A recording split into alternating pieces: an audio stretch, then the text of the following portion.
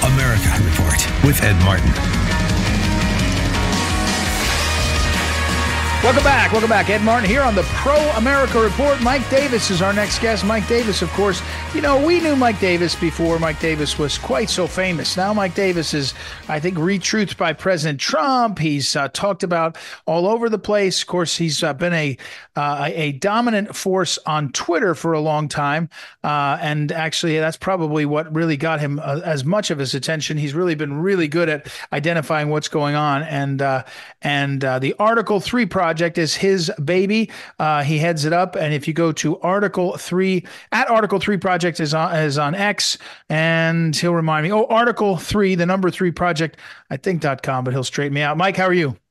I'm doing well, Ed, and I don't think I'm famous. I think I'm infamous. Well, that's true, at least on the Democrat side. I think Republicans find it also entertaining. Somebody the other day, by the way, said that the Iowa Senator Joni Ernst is doing the full Grassley. She said, everybody does the full Grassley now. I mean, of all the things, which means go to every 99 counties in Iowa. And of course, I always think of you as a Grassley guy, as one of your, and in fact, your ex profile photo is you either advising Senator Grassley or laughing at his joke. I'm not sure which. All right, Mike, lawfare. It's out of control. You've been talking about it forever. It's out of control. But honestly, is it stopping? It's not abating, is it?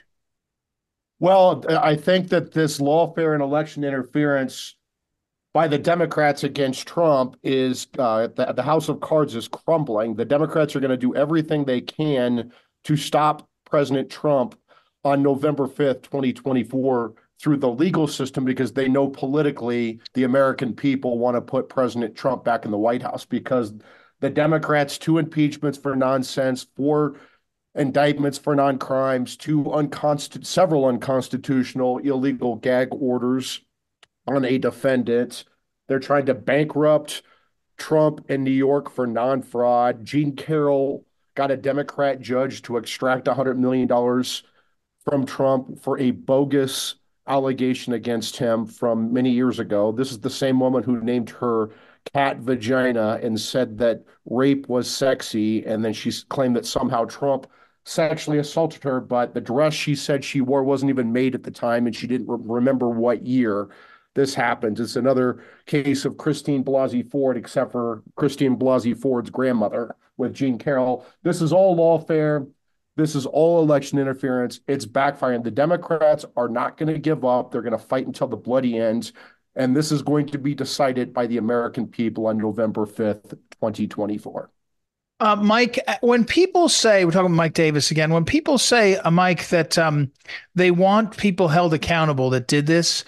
And for example, in the last 24 hours, I'm not sure you saw it because I know you look at a lot of stuff, but Barry Loudermilk, the congressman from Georgia, puts out a preliminary report on the January 6th, especially on the select committee, deleting documents, deleting videos, spinning documents, and then hiding the truth, generating testimony from Cassidy Hutchinson that nobody knew about and turns out was at least faulty, if not perjury. But in the report, Fani Willis, there's paperwork between Fani Willis and the select committee, kind of collaborating. Is this something that people can be held legally accountable for, or is it sloppy and despicable and not something that people can be held accountable for?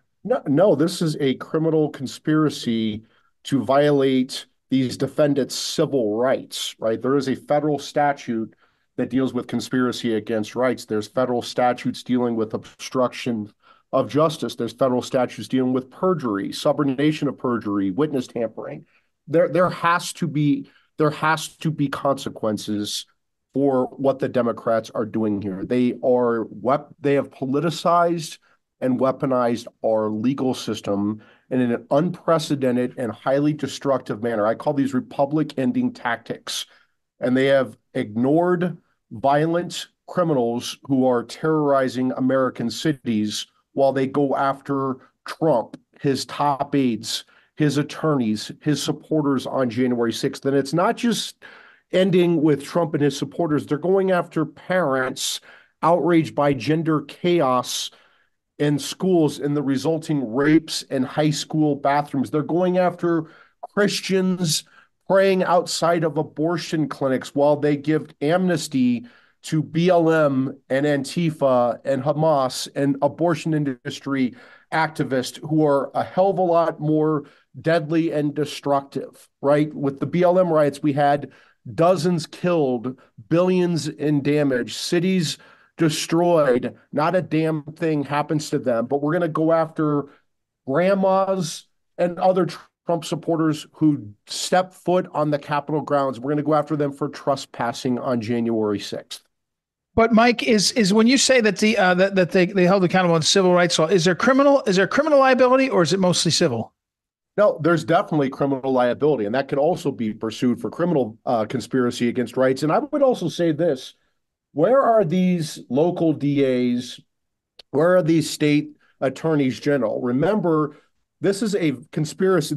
These 4 indictments are a conspiracy with the Biden White House. President Biden has his fingerprints on every one of these unprecedented indictments against a former president who happens to be the current president's chief political enemy. Remember, with Alvin Bragg's indictment in New York for the non-felony of a businessman settling a nuisance claim. The Soros-funded Manhattan DA, Alvin Bragg, transformed settling a nuisance claim into into felony campaign finance violations in New York. This is a theory that the prior Manhattan DA, the Manhattan U.S. Attorney, the Federal Election Commission, and Alvin Bragg himself declined to prosecute. It wasn't until Matthew Colangelo got sent from the number 3 office in the Biden Justice Department. He was the politically appointed number 2 to the number 3, a very senior Justice Department official. Matthew Colangelo went to Alvin Bragg's office and resurrected this zombie case and brought the first indictment ever against a former president back in March of 2023, right? And then with this Fani Willis case down in Fulton County, Georgia, Fani Willis illegally hired her secret boyfriend, Nathan Wade, unqualified buffoon boyfriend, to bring this RICO case against Trump and 18 others. And this is an unprecedented indictment, a bogus theory. They're using a RICO conspiracy that you use to take out the mob. They're using that to go after Trump and his 18 supporters. Guess what we find out with this? Oh, number one, Fani Willis was taking illegal kickbacks in the form of lavish trips around the world after she paid her secret boyfriend $250 an hour, $700,000 to prosecute Trump and the 18 others. So she has an illegal financial stake in this case, which is going to require her disqualification likely this week, and maybe, hopefully, the dismissal of the case so another prosecutor can be brought in to figure out whether this is a legitimate case. It's not, but more troubling is that Fani Willis had Nathan Wade bill his time for his meetings with the Biden White House, including the White House counsel, before Fani Willis brought this indictment against Trump. Well, what the hell could he have been meeting with the Biden White House counsel with other than this case? So he's clearly involved there. And then with Jack Smith's case, his two bogus indictments, one for January 6th, one for documents. Remember, it was Deputy White House counsel to Biden, Jonathan Sue, who waived President Trump's claim of executive privilege, constitutional claim of executive privilege going back 250 years for every president. Jonathan Sue waived that claim on behalf of President Biden. And so that led to the unprecedented indictment against Trump. Mike Davis, real quick, Colangelo up in this guy that's basically run up there to do this deal, to do the dirty work or to direct what's happening, Matthew Colangelo. What is there some way to get to the bottom of that? I mean, is that guy? Because this is the bullying thing. This people, Biden's are not even hiding it. They're bullying. Is there a way to get to the bottom of that guy? I got less than a minute. Sorry.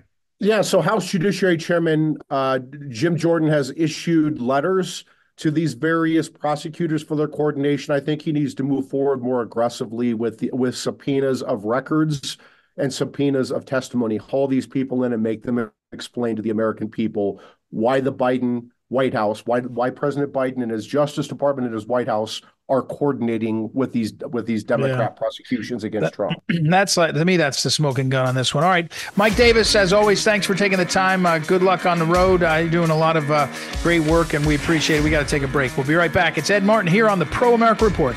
Back in a moment.